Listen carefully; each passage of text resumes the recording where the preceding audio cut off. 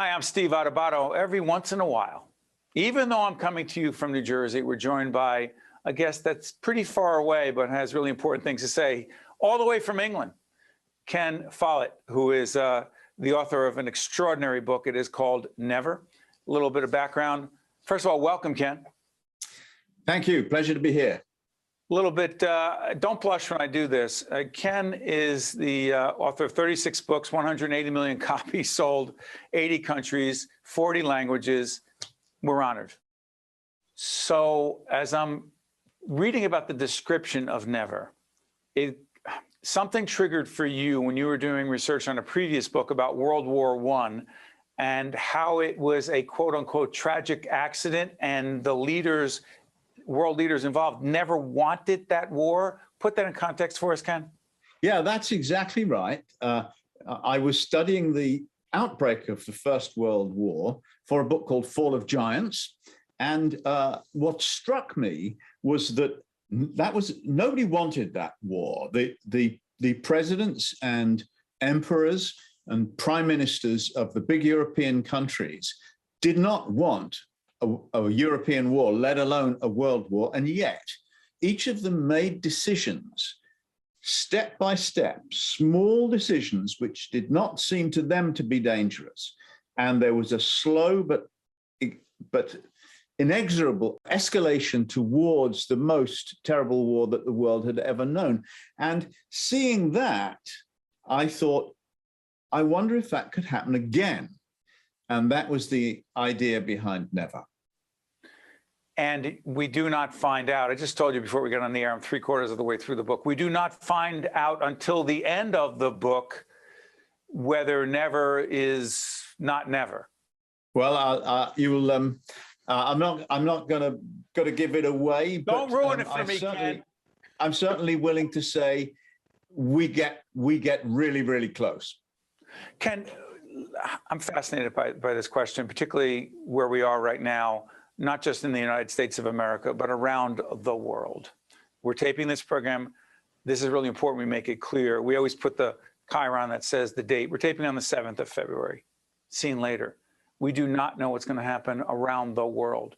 Why is Never more important than ever? It seems to me that the world is a more dangerous place today than it has been at any time in my life. I was born in 1949, which is round about the time that the Soviets exploded their first nuclear device. And so all my life I've lived with the threat of nuclear war. But it seemed at a point round about the 80s, we seemed to reach a kind of modus vivendi with the Soviet Union. And we started reducing the number of nuclear weapons that both sides had. It seemed that we could negotiate with the Kremlin. We knew what they wanted. They didn't seem to want to conquer the world anymore. And I think we had a false sense of security at that point. It looked as if the Cold War was never going to get hot. But since then, it's changed again. And the main reason, of course, is the rise of China. A very aggressive, very powerful, very rich country that is very proud and very resentful of the way it's been treated in the past. Plus, more and more countries have nuclear weapons now. I think there used to be, I seem to remember in the 60s, there were 5. But now there are 10 or 12 countries with nuclear weapons, and it's just going to go on rising. You know, we've been trying very hard to prevent Iran having nuclear weapons. We still don't know how that's going to turn out. So the world is a more dangerous place. And thinking about that, and thinking about what happened in July of 1914, I began to look at ways, which of course I hope will never happen, but nevertheless, look at ways in which it might happen and that I could tell a story about. Ken, is this book, Never, is this based on real people, real world leaders? Well, the world leaders in Never are fictional characters. The President of the United States, the President of China, the Supreme Leader of North Korea, and so on, President of Chad in North Africa. These are all fictional people because, of course, if I had put real people, first of all, It's not fair on the real people, because as a novelist, I go inside the heads of these people. And so I can't do real people. The other thing is it would have gone out of date, before too long. It would have been, there would be a different president of the United States and a different president of China and so on. So it was not practical, but although the leaders are fictional people, all the details about, for example, how many nuclear weapons China has got, where are the missile bases in North Korea, all of those kinds of detail. How does the Chinese Secret Service operate? Where is its headquarters? All those details, I have gone to a great deal of trouble to make sure they're authentic. And of course, I had help. In some ways, I work like a journalist. A journalist doesn't know much. A journalist is just the person who asks the questions. And I had a great deal of help from people who gave me interviews and who read the first draft of the book and offered me corrections, people who really know a lot about these things. So I'm pretty sure that those details are right. Ken, a couple other things about your writing. I'm curious about this. As other authors, I've struggled through every book I've written, I've struggled with, because I'm not a natural writer, just not very good. And just the process, it's not about me, but the process of writing is fascinating to me. The process of getting one's thoughts down on paper or whatever form you're using. You've been writing for how many years, first off? Well, I guess 51, I guess. I started my first job as a newspaper reporter in 1971, so that's 51 years, yeah. Could you describe, if that's possible, your quote unquote process for writing, A, and B? Has it evolved dramatically? Yes, it has changed over the years. One of the first things I learned to do was to plan the story. When I wrote a number of unsuccessful books, and the first successful one was Eye of the Needle, and it was also the first one for which I wrote a plan before I typed the words chapter 1, because it was typing then, it was on a typewriter then. Before I did that, I made a plan. What would happen in each chapter of the book, who the characters were, and how they would meet and interact. And that turned out to be the right way for me to work. A lot of writers don't do that.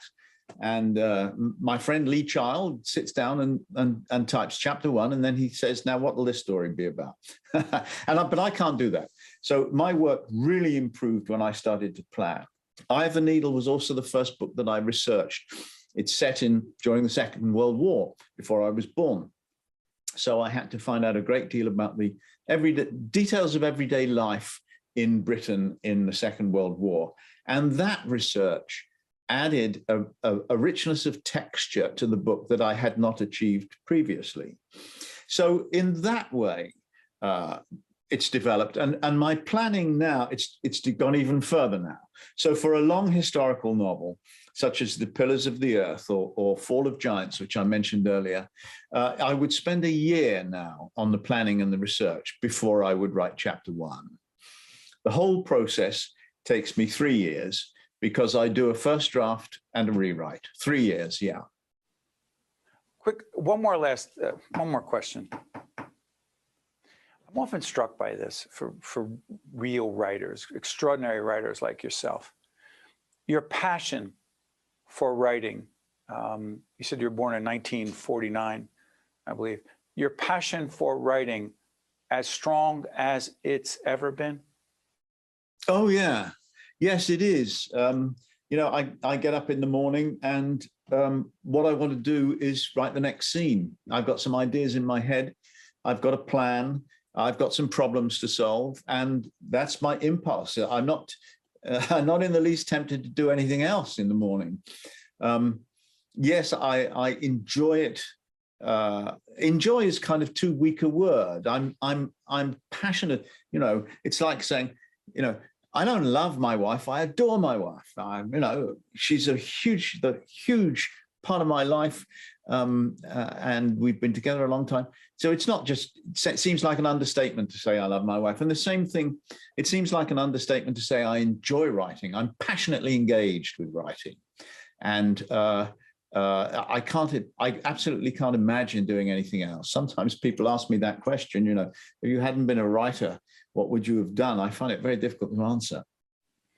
Well, if you want to find out how Ken described what comes out of what Ken just described, check out Never.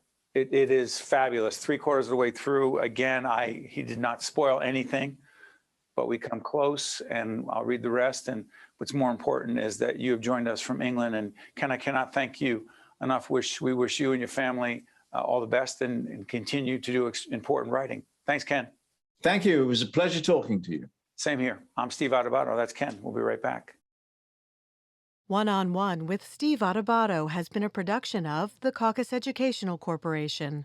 Funding has been provided by Englewood Health, the Healthcare Foundation of New Jersey, Horizon Blue Cross Blue Shield of New Jersey, New Jersey Sharing Network, the Turrell Fund, supporting Reimagine Childcare, Johnson & Johnson, NJM Insurance Group, the New Jersey Education Association, and by Berkeley College. Promotional support provided by Meadowlands Chamber and by NJ Biz. It only gets better when we stand together to tough through and get by.